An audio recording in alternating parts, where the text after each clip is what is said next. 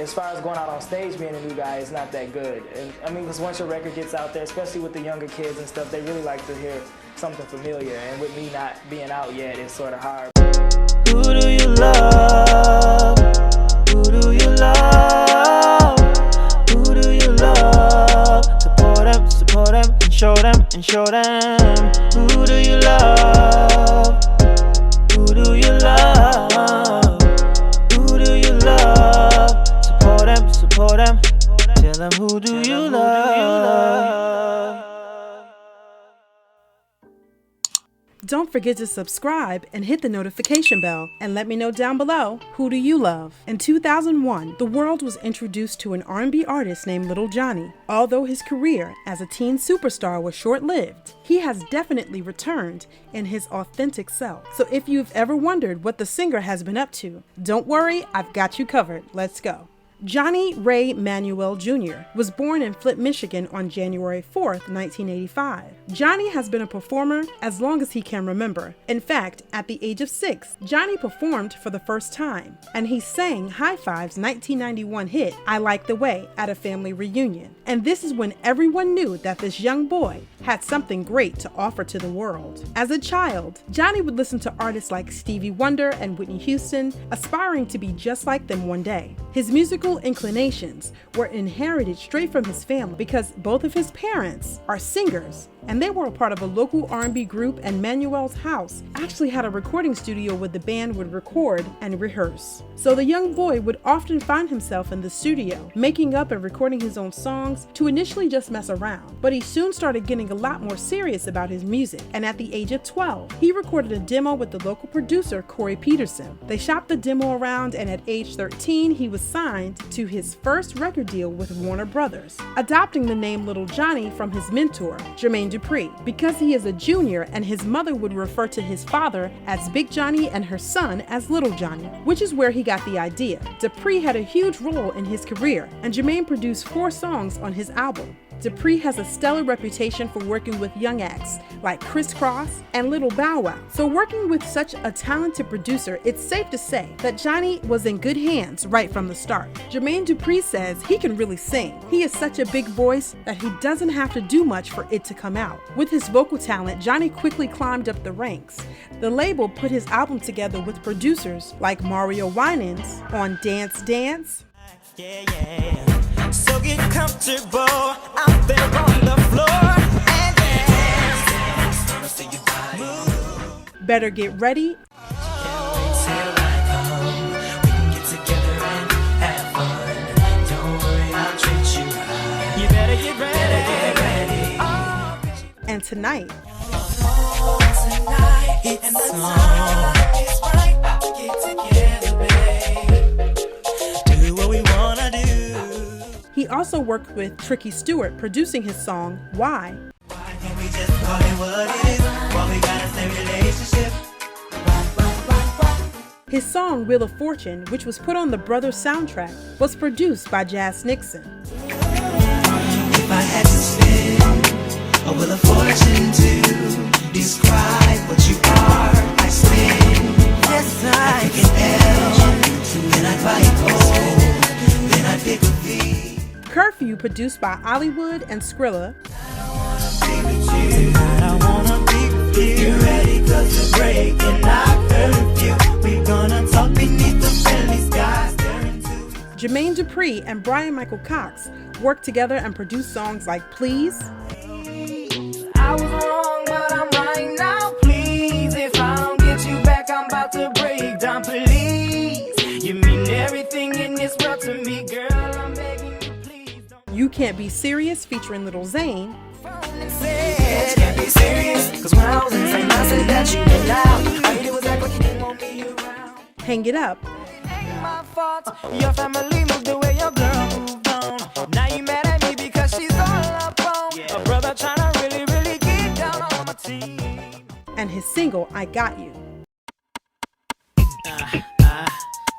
Got you where I want you. Got you where I want you. Got you where I want you. Got you where I want you. In the spring and summer of 2001, Lil Johnny served as one of the opening acts for Lil Bow Wow's first ever headlining tour, the Scream Tour, alongside with Lil Zane and B2K. The tour introduced the teen star to audiences from Los Angeles to New York. The tour lasted for 25 dates. However, after his first single and while on tour, his label, Warner Brothers, changed label heads, and any artist that did not make a certain amount of money for the label got dropped. Although he built relationships with people in the industry over the years, he thought he would come right back and get signed again. Being dropped by the label at 17, he felt lost and took some time to heal and dive deeper into his spirituality. He started working jobs in retail and other common jobs, and in 2017, Johnny decided to take a chance with music for the second time. In hopes of returning to the spotlight, he auditioned for America's Got Talent. Johnny opened up about his past disappointments, saying that as a kid, he thought he was going to become an overnight star, but that's just not how things worked out. He struggled with the commercial aspect of the music industry, but despite his failure, he learned some pretty valuable lessons that helped him take the next step in his career. Johnny performed Stevie Wonder's song Lately. He got a standing ovation from Mel B, but Simon thought it lacked originality and asked him to sing Whitney Houston's I Have Nothing. So it was a good thing that he decided to use the show as the platform for his comeback, because let me tell you, his audition shook up the entire world. Make me close one more door.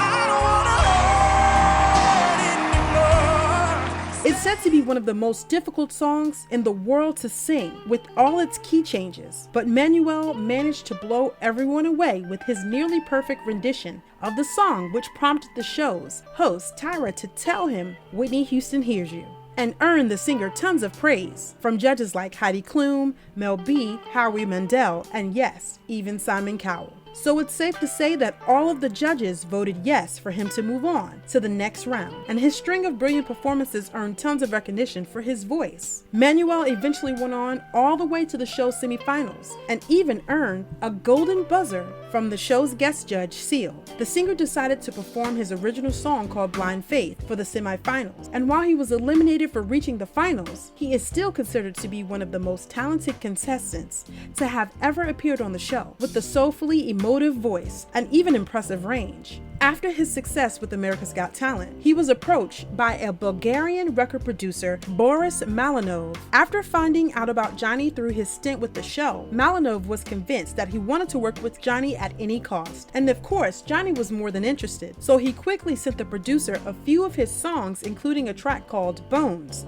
which was then submitted as an entry for Bulgaria at Eurovision 2018, and was then approved as the Song of the Year for the contest. A few weeks later, Johnny was flown into Bulgaria, where he started preparing for Eurovision alongside with other artists that the producer had handpicked. This is where the group Equinox was formed, made up of 2 Bulgarian artists and 2 American artists, with Johnny being one of them. Now, being from America, the singer really didn't know much about Eurovision, but he ended up falling in love with the experience. He quickly found his footing through sheer talent and felt like he improved as an artist during this time. The singer performed his song Bones with the rest of his band, and they were placed 14th in the finals. But the singer still believes that Eurovision was one of the best experiences in his life. He also expressed his love for Eurovision fandom, saying that he was forever thankful to them for showering him with so much love. Once he returned back to the States, Manuel was quickly presented with yet another opportunity. By chance, he became friends with an Australian actor and musician, Hugh Sheridan, who was in America at that time. Because of that, Johnny ended up visiting Australia on tour along with Sheridan's band called the California Crooners Club. It was then that the singer ended up falling in love with the country and kept visiting now and again, even planning to relocate completely. And well, let's just say that destiny called him to Australia, because the singer actually ended up auditioning for The Voice after he ran into Preenie Stevens, who has been a contestant on the show twice and now works as one of their backing vocalists. With her encouragement, Manuel not only auditioned, but he also nailed it when he chose to sing Home by Diana Ross.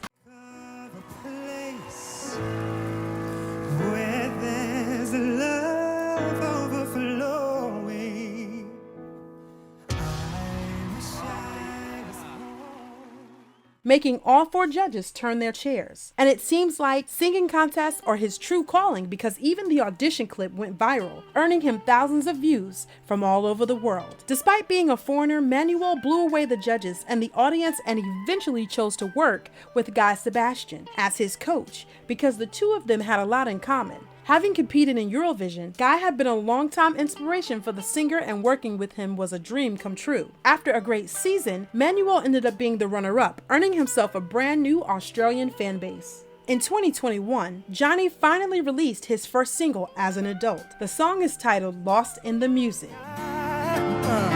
We're lost in the music. Hey!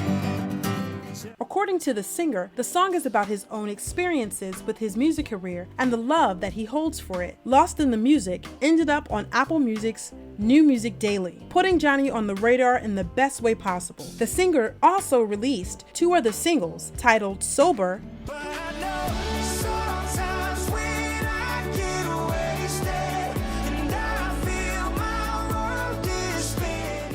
and Saying Sorry, both of which have performed well on the charts. After The Voice, Manuel decided to move to Australia altogether, which is where he is living right now. And as of now, the singer has had a career like no other. With his voice, he has reached out to all parts of the world. But this is not where Johnny Manuel's journey ends. For now, he plans to continue writing and performing, even saying that he plans on returning to Eurovision if given the opportunity, which just goes to show you that this young performer is only getting started. Well, that's a wrap for the story of Lil Johnny. If you like this video, make sure to give it a thumbs up and subscribe to our channel for more. And if you're interested in following him, please do so. And let me know down below, who do you love? Who do you love? Who do you love? Support them. Tell them who do you love?